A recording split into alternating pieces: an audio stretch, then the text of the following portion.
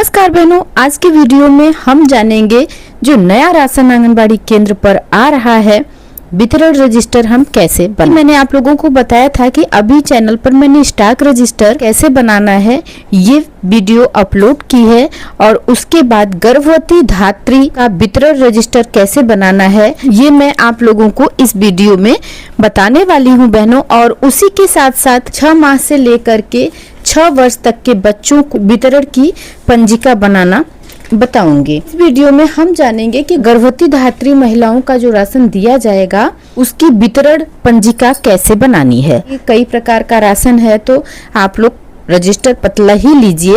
इस तरह से लाइन खींचेंगे रजिस्टर में। कॉपी और कलम भी आप लोग ले लीजिए बहनों, जिससे कि मैं बोलती जाऊं कि किस कॉलम में क्या लिखना है तो आप लोग आसानी से लिख लें। पेन से लिखना है, मैं स्केच पेन से इसलिए लिख रही हूँ जिससे मोटा दिखे आप लोगों को तो आप समझ पाए, और वैसे मैं बोल करके भी आप लोगों को बता दूंगी जिससे कि आप लिख लें। तो कॉपी कलम आप लोग अपना तैयार रखिए और रजिस्टर पर ये हमने लाइन खींच ली है।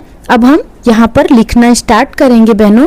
और उसके पहले मैं आप लोगों को बता दूं कि कोई भी रजिस्टर होता है तो उस पर पेजिंग आपको करनी होती है, तो आप पेजिंग जरूर करिएगा। रजिस्टर के पहले नंबर पर जरूर लिखिएगा कि आप किस उपयोग के लिए ये रजिस्टर का प्रयोग कर रही हैं और उसे वेरीफाई भी आप कर लीजिएगा। उसके बाद जब आपकी सुपरवाइजर आए तो आप सुपरवाइजर से भी उसे वेरीफाई करा लीजिए।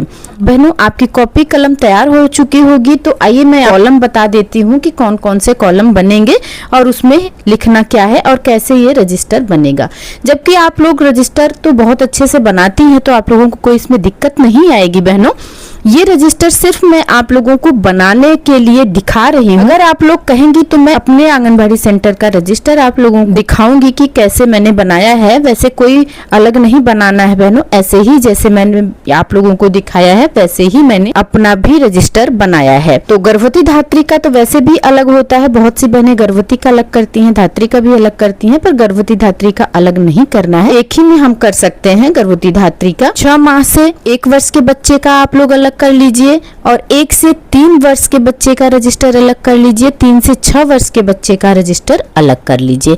तो आप लोग देखेंगे कि इस जैसे भाई ये रजिस्टर तो हम पहले ही बनाते थे, गर्भवती धात्री का अलग रहता था, बच्चों का अलग रहता था, तो इसी तरह से आपको बनाना है। तो बहनों चलिए अब तैयार हो जाइए आप लोग भी और लिख लीजिए कॉलम कि किस कॉलम में क्या लिखना है। हमें 9 कॉलम आप लोगों को बनाना है। पहले कॉलम में आपको लिखना है क्रम संख्या।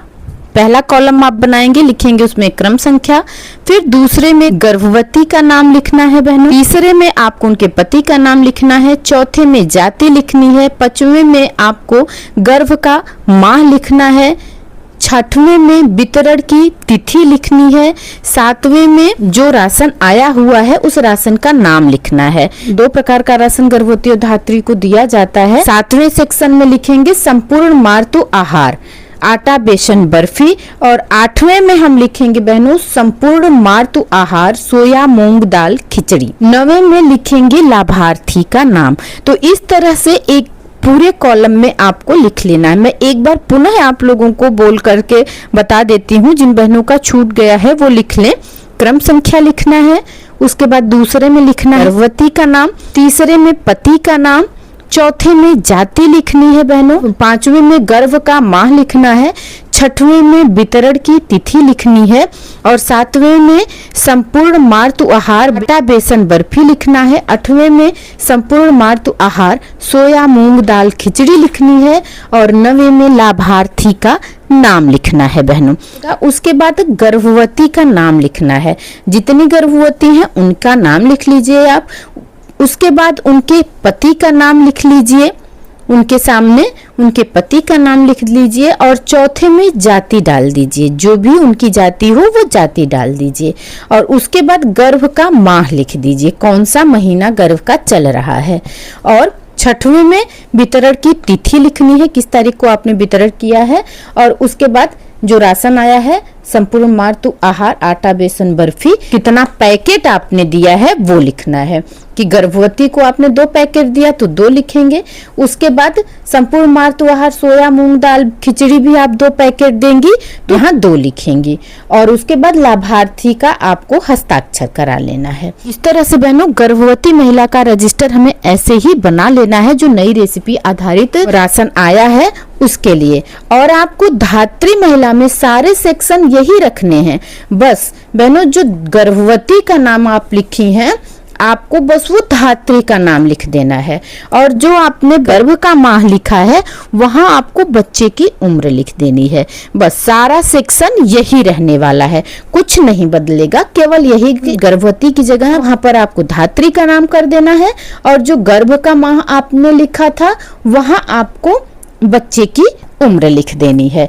तो आप बच्चे की उम्र लिखिए महीना वाइज या तो आप बच्चे की डेट ऑफ बर्थ लिखिए, दोनों सेम है। और राशन गर्भवती और धात्री को एक ही दिया जाता है बहनों। जाता है संपूर्ण मातृ आहार आटा बेसन बर्फी गर्भवती को 2 पैकेट और धात्री को भी 2 पैकेट। संपूर्ण मातृ आहार सोया मूंग दाल खिचड़ी गर्भवती को भी 2 पैकेट और धात्री को भी 2 पैकेट।